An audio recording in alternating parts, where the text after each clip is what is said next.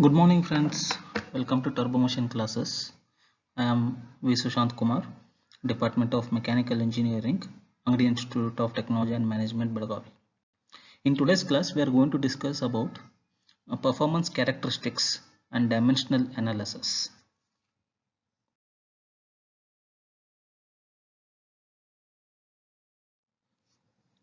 The topic for today's class is performance characteristics.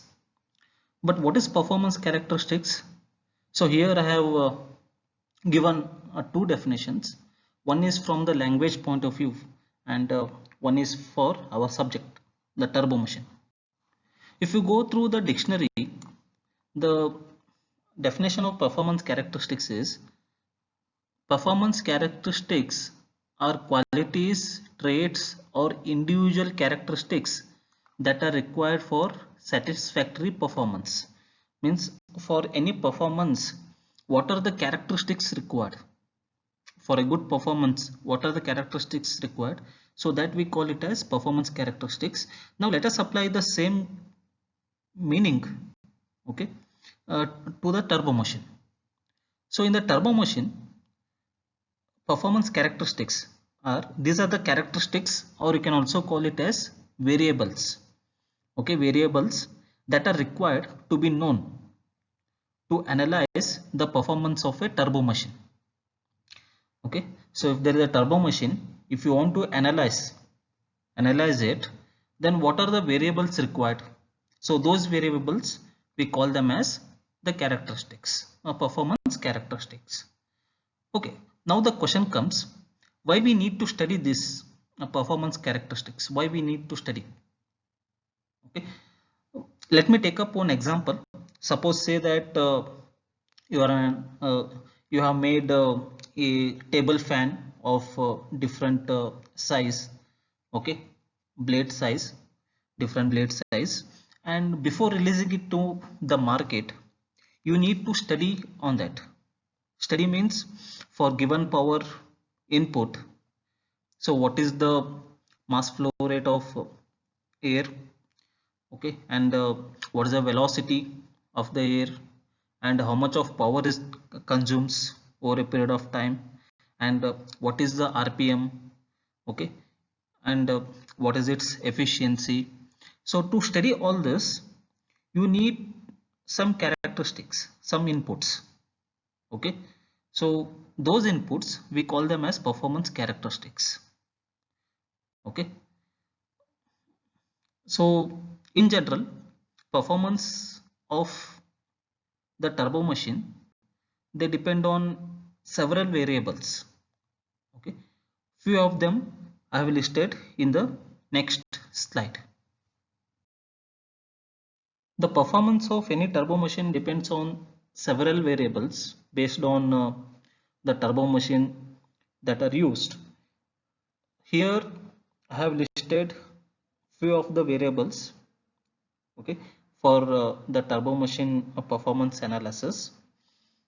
So now we are going to consider these variables and study the performance of turbo machines, like how it is going to affect. Okay, we are going to use dimensional analysis concept here, and we are going to combine these variables into groups of 2 to 3 variables, dimensionless variables, and we'll see the how it is going to affect the output, okay. Before going further into the discussion of performance characteristics, I would like you to brush up the knowledge of dimensional analysis. Already this topic has been discussed in my previous video in detail.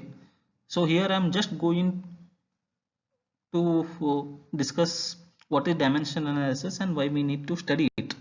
Okay, I am just going to brush up the concept. Dimensional analysis is a method of procedure, okay.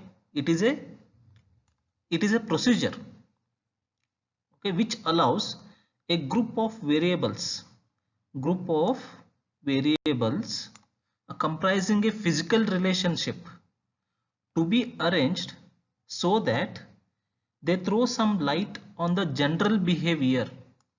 Okay, so it is a procedure which helps us in grouping the variables in such a way that they help us in studying the behavior of a turbo machine, or in particular, okay, the experimental determination of the relationship. Okay, you're going to conduct the experiment, and the experimental determination of the relationship between the variables. Okay, now question comes, why we need to study this dimensional analysis, why it is required. Okay, if the number of variables is large, okay, suppose say as many as 6 variables are there, for example, okay, there may be a considerable difficulty in finding experimentally the effect of any one variable alone. Okay, what I mean to say is, suppose say there are 6 variables and you want to study the performance of turbo machine by varying only one variable, but most of the time it is impossible to change that one variable without varying one or the other variable. Okay, so you just cannot change that one variable and study the turbo machine. So when you change that one variable, ultimately the other variables also change, even if the behavior is determined experimentally. Suppose say you have found out experimentally somehow by varying only one variable, there remains the difficulty of plotting the relationship of several variables without recourse to several separate graphs which cannot be assimilated together. Suppose say that for each variable you have conducted experiment, and you have taken the data and plotted the graph. It would be difficult to compare all the 6 graphs, 6 or more, whatever experiments you have conducted. Okay, so dimensional analysis, so what it does, dimensional analysis, it is a logical formal procedure for grouping the variables into smaller number of dimensionless groups. This is very important. Okay, so it helps us in grouping the variables in such a way that they are dimensionless. Okay, each containing 2 or more variables. Okay, group means it can be more than 2, the number of such groups being the minimum necessary, okay, to include all the variables at least once and to represent the physical relationship between them. Okay, so I would just like to summarize this. The first is dimensional analysis. It is a procedure, okay, which helps in forming the groups of variables such a way that they are dimensionless.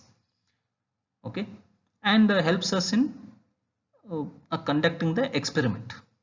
Okay, instead of plotting 6-10 graphs, okay, by grouping the variables within one graph you can analyze many things. In real life engineering, sometimes experimentation is the only method of obtaining reliable information. Though you may have a mathematical model, though you may have software, but sometimes experimentation will help us obtaining more reliable information, and it helps us in comparing the results, analytical results and experimental results. So when you're conducting experiment, to save time and money, usually tests are performed on model. So what is model? Model is a small replica of the actual structure or machine. You want to build a machine or you want to build a structure, the replica of that, the size may be lesser than that or greater than that. Okay, so replica of actual structure or machine, we call it as model. rather than on the full scale prototype. So what is prototype? Prototype is actual structure or machine. We call it as prototype. So experimentation on the model will help us in it saves time as well as money. Okay, so when you're conducting the experiment on the model, you need to follow some necessary conditions. So what are those? We call it as principle of similarity. We call them as principle of similarity. So there are three necessary conditions for complete similarity between model and prototype. Okay, it's not that the model is entirely different than the prototype. Okay, it is just a reduced dimensions. Okay, dimensions are scaled, either scaled down or scaled up. Okay, it is a reduced dimensions, so it has to meet three conditions. First one is geometric similarity. What is geometric similarity? The model must be the same shape as the prototype. I'll repeat, the model must be the same shape as the prototype, but may be scaled by some constant scale factor. Okay, so you can consider geometric similarity as length scale equivalence. Okay, that is the first condition. Second condition is the kinematic similarity, which means that the velocity at any point in the model flow must be proportional to the velocity at the corresponding point in the prototype flow. So kinematic similarity means velocity at any point on the model, the velocity should be proportional to the velocity on the prototype on the same point. Okay, that is kinematic similarity. They have to be, velocity should be proportional. Okay, and the last one is dynamic similarity. All the forces in the model flow, must scale by a constant factor to the corresponding forces on the prototype flow. Okay, so the forces acting on the model at that point, okay, should be scaled by a constant factor. Okay, same on the prototype flow. Okay, it's not that at one point on the prototype the force is acting in some other direction, and on the same point on the model the force should be acting in the same direction, but the magnitude of force can be scaled, but the direction should remain same. Okay, that is dynamic similarity.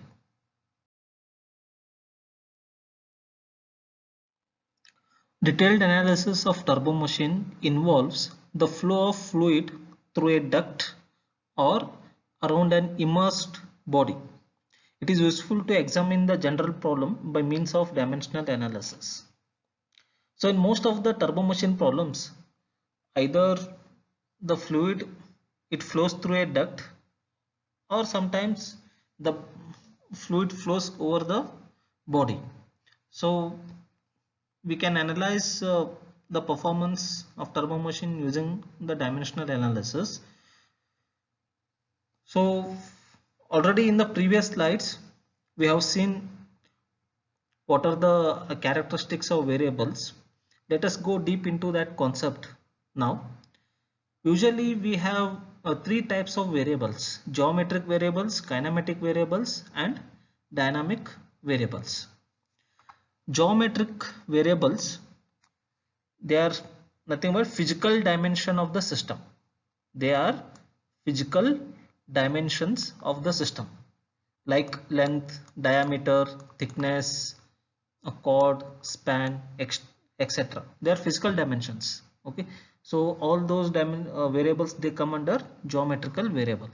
So second type is kinematic variables, such as velocity, volume or mass flow rate, acceleration, angular velocity, RPM.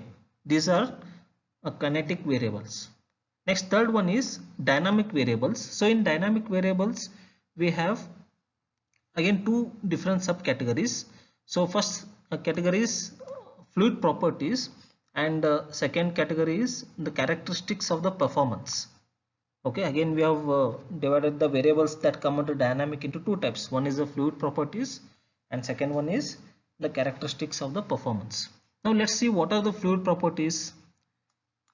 Fluid properties are essential dynamic properties as they give rise to various forces which affect the general behavior. Okay, so fluid properties can be like density, specific weight, viscosity, elasticity, surface tension. Apart from this, we can include many other properties. I have just named few. And second category is the characteristics of the performance. So group of dynamic variables which express a characteristics of the performance, that is such factors as you can include a pressure increment, power, torque, resistance, stress, intensity of shear or force given at a particular technical designation such as lift, drag. So all these variables, they come under the characteristics of the performance. Okay, in the previous slide we have discussed various variables. Now let us consider an example and let us try to analyze including all those variables into account, and let us analyze the performance of any turbo machine with the help of dimensional analysis procedure. So let us consider an example of steady flow, okay, in a stationary system. So we have categorized the variables into three types: geometric variable, kinematic variable, and dynamic variable. So let us choose some variables from each category and let us try to analyze. Okay, so we are going to consider two geometric variables, so it can be anything. So here I'll just take it as some variable C and D. So later on it can be length, diameter, chord, span, anything, but the dimension remains same, length. Okay, so from the kinematic variable, so we are choosing either velocity or volume flow rate. So in this example I am choosing a velocity variable since it is more capable of simple physical interpretation, easy to interpret and understand, and in most of the cases we use this velocity variable. So for this example I am going to use velocity variable. And next one is the fluid properties. We are going to consider almost all the properties that we discussed because all of them have importance in different circumstances. So we'll consider all the properties like density, specific weight, viscosity, elasticity, surface tension, and the last one, performance characteristics. In this case we are going to consider for this example I am going to consider pressure increment delta P. Okay, so now this delta P, it depends on all these variables which I have mentioned. So two dimensional geometric variables and one a kinematic variable and all these properties. Okay, so now let us apply the dimensional analysis procedure and let us group these variables and let us see what meaning they give.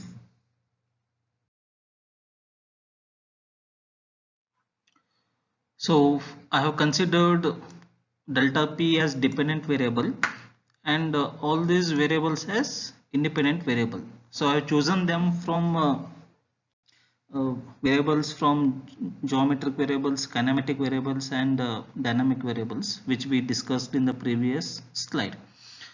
So if you count, total number of variables that I have taken are 9. Delta P1, geometric variables 2, 3, 4, 5, 6, 7, 8, 9. So my total number of variables that I have chosen are 9. Okay, so for this example I have chosen these variables. Otherwise you can add few more variables to this and you can do the analysis. Okay, it is left to you. Okay, for I have chosen 9 variables. Otherwise you can choose some extra variables, or you can reduce variables, and you can follow the dimensional analysis procedure and analyze the pi terms. Okay, so total number of variables are 9, the first step in dimensional analysis procedure. Okay, the second step is we need to write the dimensions of all these variables. So for all the 9 variables I have written the dimensions. Okay, so velocity is meters per second, so meters dimension is length per second, second dimension is time. Okay, minus t1. Okay, so mass term will not come here, so it is I have written m to the power 0. M to the power anything to the power 0 is 1. Oh, okay, so it doesn't signify. Okay, just for understanding purpose I have included all the 3 fundamental dimensions. Okay, so now total number of fundamental dimensions here are 3. Okay, if you check the variables, all of them include all the 3 fundamental dimensions: mass, length and time. Okay, so my fundamental dimensions will be equal to 3. Okay, so now total number of variables are 9 and fundamental dimensions are 3. So number of pi terms is n minus m, total number of variables minus number of pi number of fundamental dimensions. Okay, so my pi terms will be 6. So considering these variables, if I am going to group them into non-dimensional form, then I am going to get 6 pi terms. Okay, 6 pi terms means 6 non-dimensional groups of these variables. Means I can group these into 6 non-dimensional form. Okay, means I can group them in such a way that I will get 6 groups. Okay, such a way that they don't have the dimensions, dimensionless groups. Okay, so now the next procedure is we need to choose repeating variables. So how to choose repeating variables? All this has been discussed in my previous video. Okay, wherein in detail has been discussed regarding dimensional analysis. Here I am just going to use those rules here, procedure here. So one should be from geometric properties, and one should be from flow properties, and one should be from fluid properties. So I have chosen some dimension d, and I have chosen from flow properties velocity v, and I have chosen from fluid property density. Okay, you are free to choose anything. Okay, here I have taken fluid property as density. Otherwise you can take any properties that you have listed. Okay, we have listed 5 fluid properties. You can choose anything from them. Okay, now after algebraic procedure, after following the procedure, okay, and grouping the terms, we get 6 pi terms: pi 1, pi 2, pi 3, pi 4, pi 5, pi 6. Now let us analyze all these 6 pi terms. So what they indicate, what is its importance, and what it is called.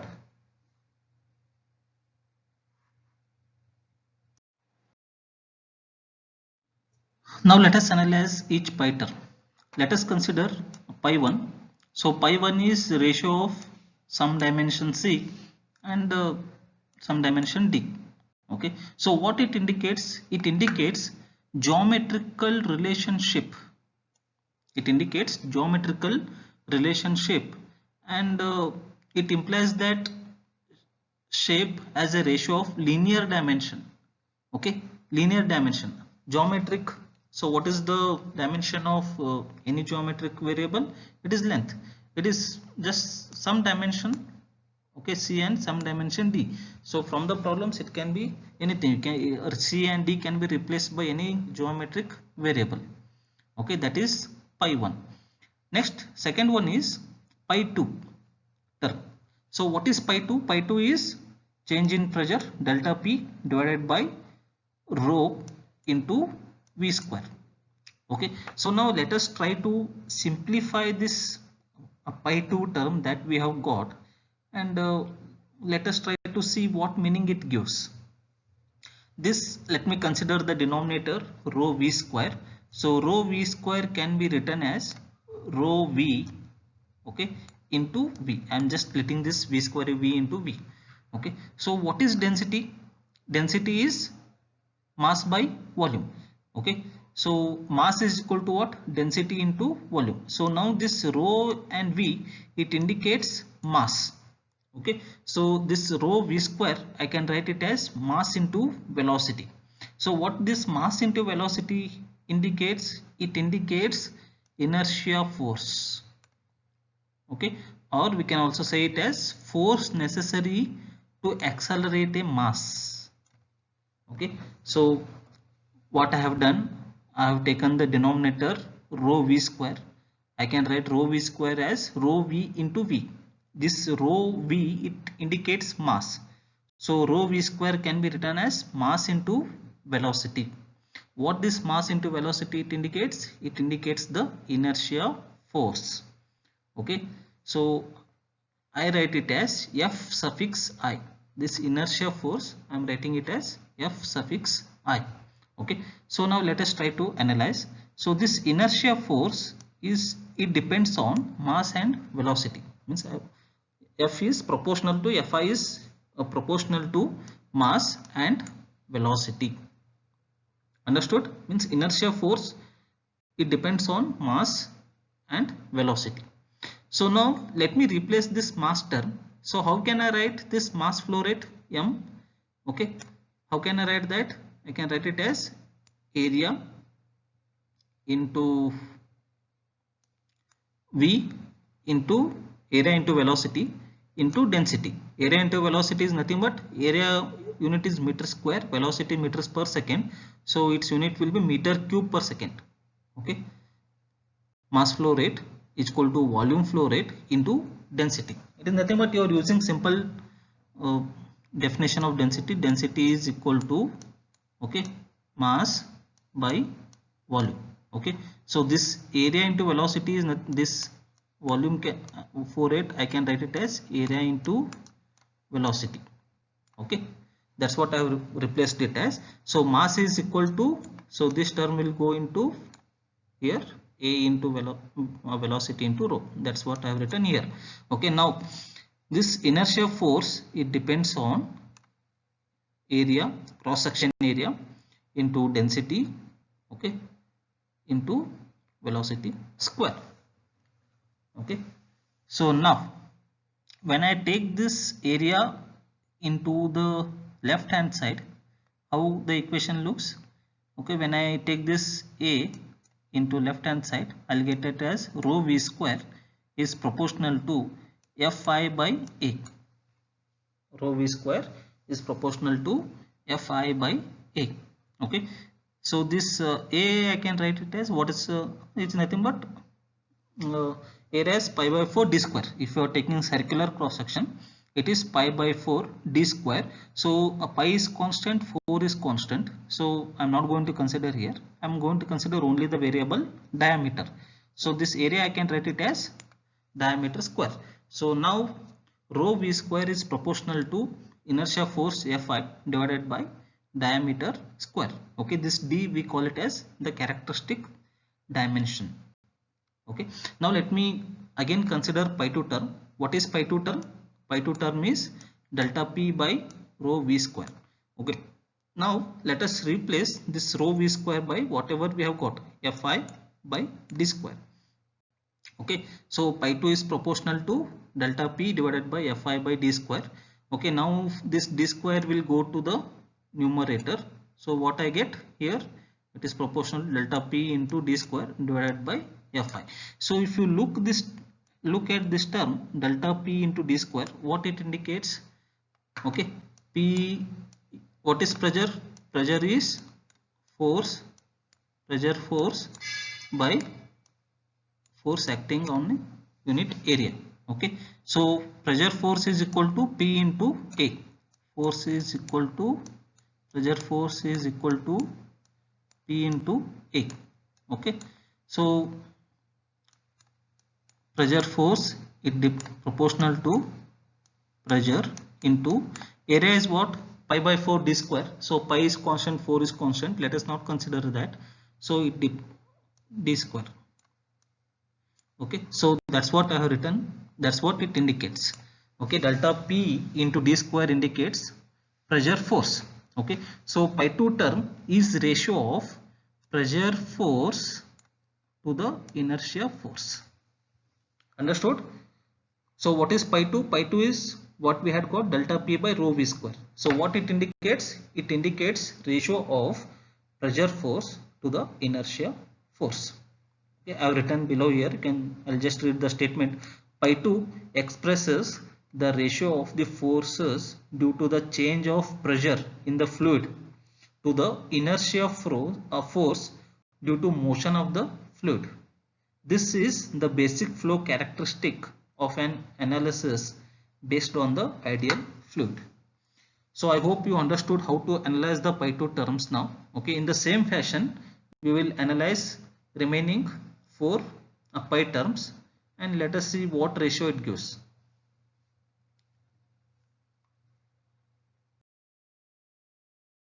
The next term is pi 3. So pi 3 we got the ratio as rho v d by mu.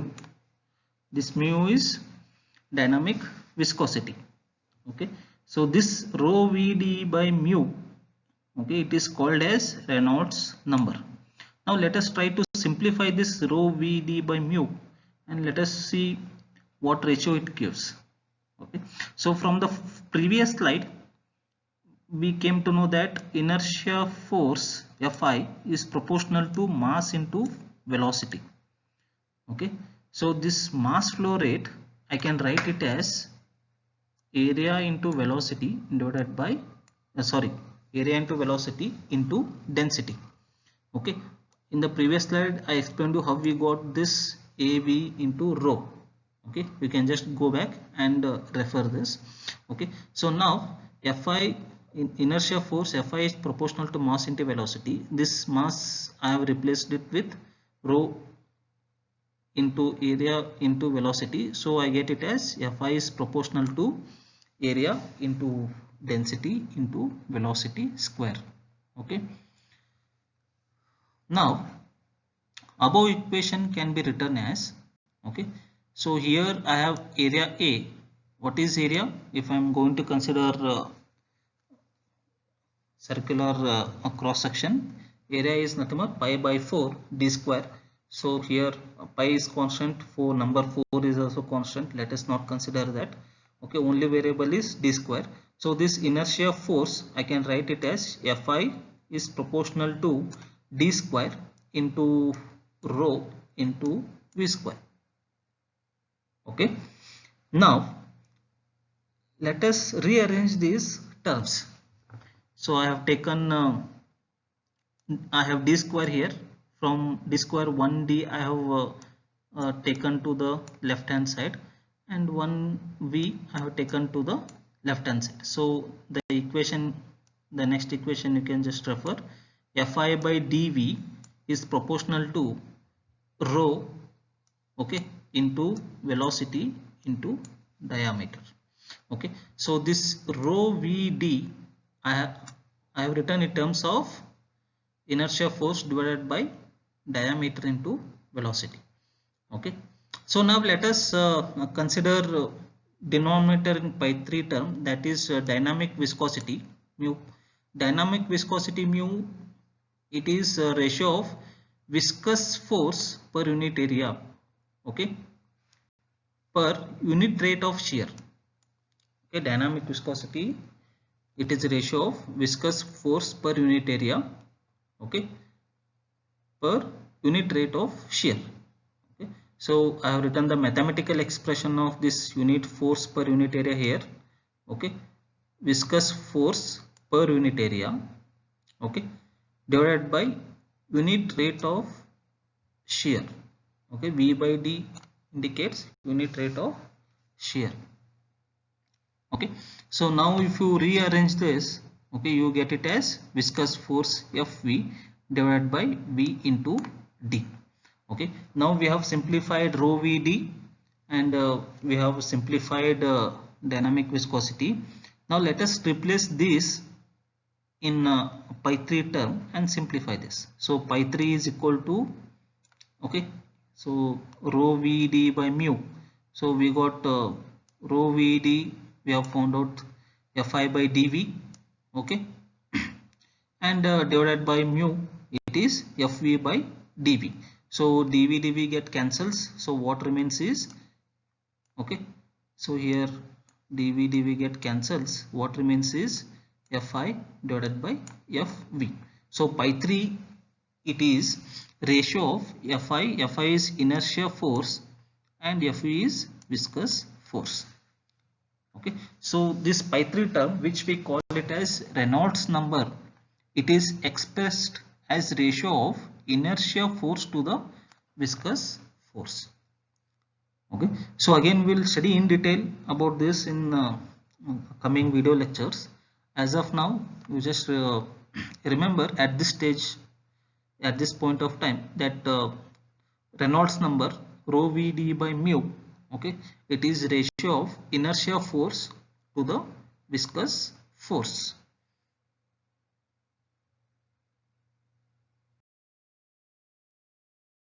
Now let's go to the next term, pi 4 term. So pi 4 term is rho v square d by sigma, surface tension sigma.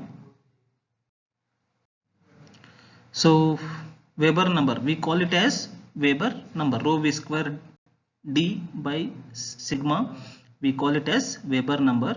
Let us now simplify this and analyze what information it gives.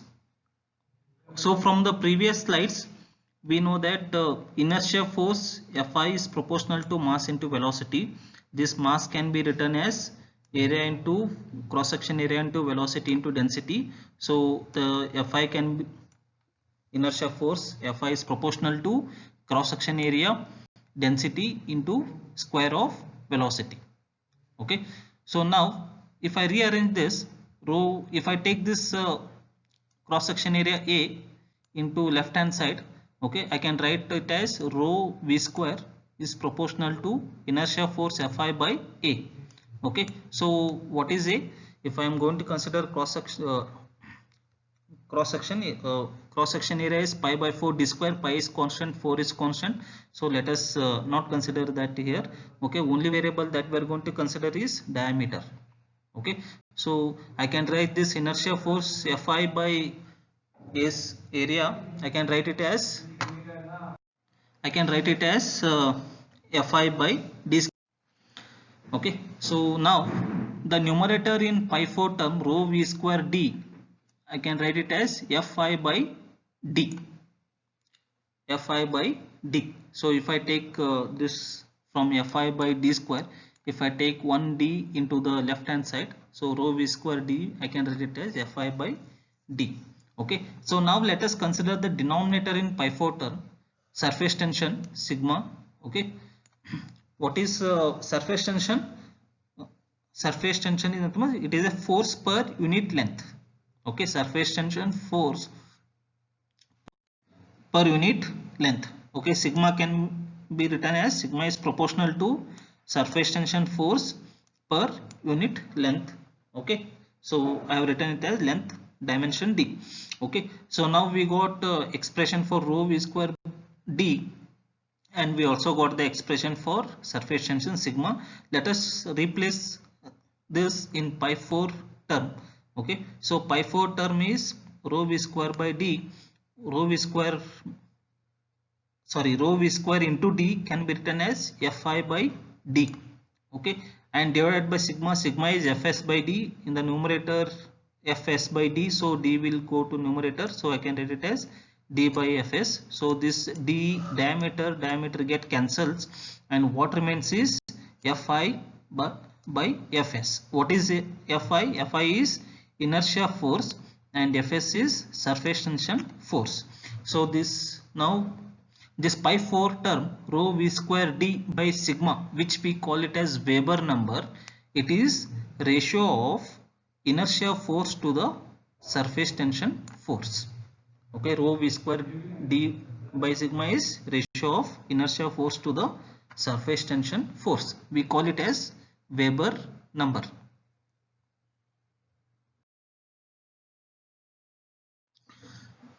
Now let us consider the fifth pi term. Pi phi is equal to rho v square by elasticity E. Okay. So now let us, we know from the previous slides that inertia force is Fi is proportional to mass into velocity. Inertia force is proportional to mass into velocity. So I can replace this mass flow rate by area into velocity into density. So inertia force is proportional to area into density into velocity square. Okay. So now if I rearrange this term, okay, if I take this a into the left hand side into the denominator, rho v square is proportional to Fi by a. Okay, so a is a cross section area pi by 4 d square. So we can let us not consider this constants pi and 4. So only variable is d. So I can write rho v square is proportional to Fi by d square. Okay, so now let us try to see how to replace elastic modulus E. Okay, so it is elastic modulus E, it is change of pressure for a fractional change of volume. Change of pressure for fractional change of volume. Very important, fractional change of volume. Let us write the mathematical expression for this. Elastic modulus or elasticity is equal to change of pressure delta P to the fractional change in volume. Fractional change in volume is change in volume by original volume, delta V by V. Okay, so or I can write this elasticity as elastic force per unit area. Elastic force per unit area, that is elastic force Fe per unit area. Okay, A, that is nothing but d square. Okay, now let us replace this in all these terms in pi phi term. So pi phi is rho v square by E. Okay, so it is proportional to rho v square, we got Fi by d square. So I have written here Fi by d square. Okay, and I have written the expression for elasticity here. Elasticity is elastic force per unit area, Fe by d square. So it will reverse, it gets reverse here. Okay, d square by Fe. So d square get cancels.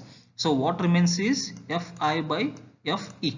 So pi phi term, it is nothing but inertia force Fi by elastic force Fe. So pi phi term rho v square by E, it is nothing but inertia force to the elastic force. Okay, so for a perfect gas, it is possible to provide a further analysis of this. Okay, so for a gas, increase of pressure produces a decrease of volume.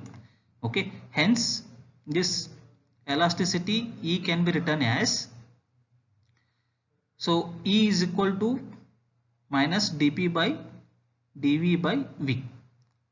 Okay, so here V is specific volume, I can write it as 1 by rho. Okay, so I can write this above expression as dP by d rho by rho. Okay, so if I rearrange this term, I will get E by rho to the is equal to dP by d rho. Okay, so here pi phi, you know, we got it as pi phi is nothing but rho v square by E is nothing but inertia force to the elastic force. So whatever I am discussing, it is just further analysis of that. Okay, so if I consider a perfect gas, okay, and let us see what expression we get. Okay, as of now we got E by rho is equal to dP by d rho. So we will take up this in next slide again. So it is in continuation from the previous slide. Okay, in the previous slide we got pi phi equal to rho v square by E. Okay, now let us continue. We are discussing about a perfect gas.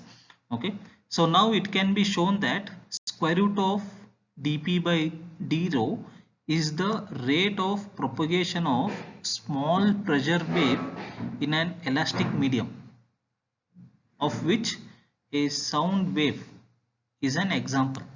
Okay,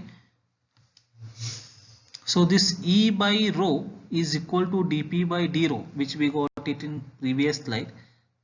Okay, we can write this as a square.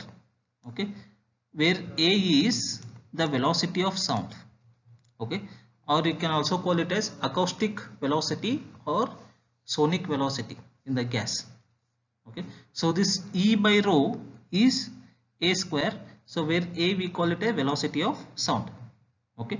So now a pi phi term for a perfect gas can be expressed as, okay, rho v square by E is equal to v square by, I am just taking this rho into denominator, E by rho, okay. This E by rho is nothing but A square. So now we get v square by A square. What is v square? V square is, v is fluid velocity. What is A? A is sound velocity. So v square by A square is, it is nothing but ratio of fluid velocity to the sound velocity. This v by A, this ratio v by A, okay, it is called as Mach number. It is called as Mach number, okay. So now I can write for a perfect gas, I can write this pi phi term, that is rho v square by E, as square of Mach number, okay, very important, okay, square of Mach number. So this pi phi term is represents square of Mach number. What is Mach number? Mach number is ratio of fluid velocity to the velocity of sound, okay.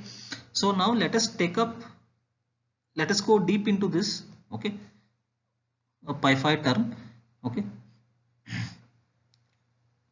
For an isentropic condition, if you consider an isentropic process, okay, now for an isentropic process we know that P into V into V to the power gamma is equal to constant, where gamma is ratio of specific heats, Cp by Cv. Cp is specific heat at constant pressure and Cv is specific heat at constant volume, okay. The ratio of specific heat is gamma, okay. So for isentropic condition, Pv to the power gamma is equal to constant, okay.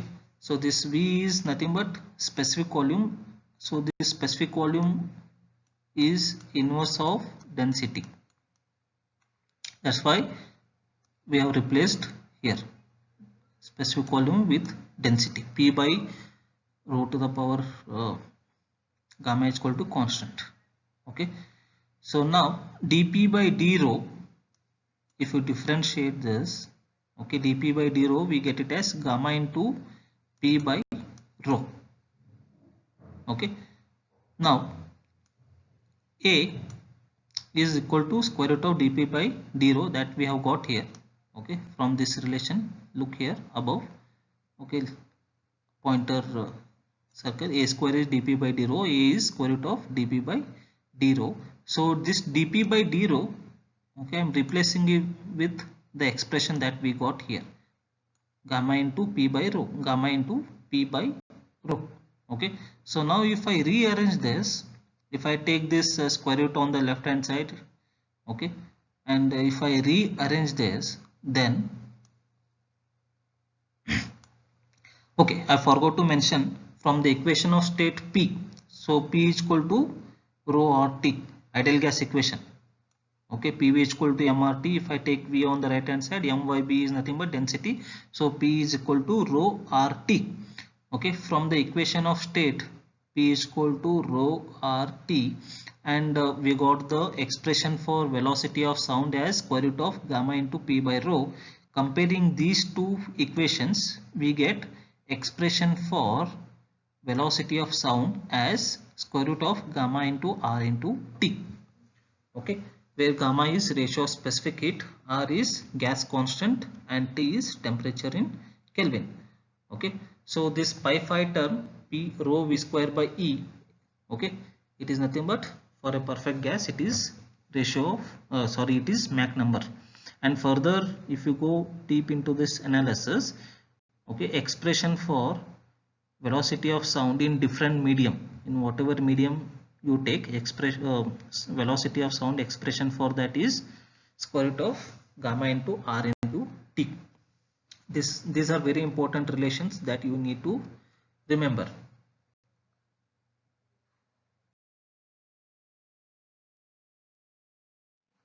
Let us take up the last pi term, that is pi 6. Pi 6 is rho v square by vd. So this rho v square by vd, we call it as Froude number. So don't confuse between this capital V and this small v. Okay, so capital V refers to velocity and small v refers to specific volume.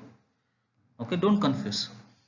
So we know from the previous slide that inertia force is mass into velocity, proportional to mass into velocity. This mass can be written as area into velocity into density. So I can write the inertia force as inertia force is proportional to area into density into velocity square. If I rearrange this term, if I take area into left hand side, so rho v square is equal to Fi by A. A is pi by 4 d square. Pi is constant, 4 is constant. So only variable is d square. So rho v square is proportional to Fi by d square. Okay. So we got rho v square as proportional to Fi by d square. Now let us take up the denominator from the pi 6 term. V into d, small v into d. I can just multiply and divide this v into d by d square. So I can write it as v d cube by d square. This small v d specific volume into d cube, it is nothing but weight. What is weight? Weight is nothing but gravitational. Weight is nothing but gravitational force divided by d square. So I can write this Vd is Fg by d square, that is gravitational force by d square. Now let us replace this in pi 6 term. Rho v square I have replaced it by Fi by d square, and small v into d, it is nothing but Fg by d square. So it get inverse. So d square get cancels. So what remains is Fi by Fg. This Fi is inertia force and Fg is gravitational force. So Froude number is ratio of inertia force to the gravitational force.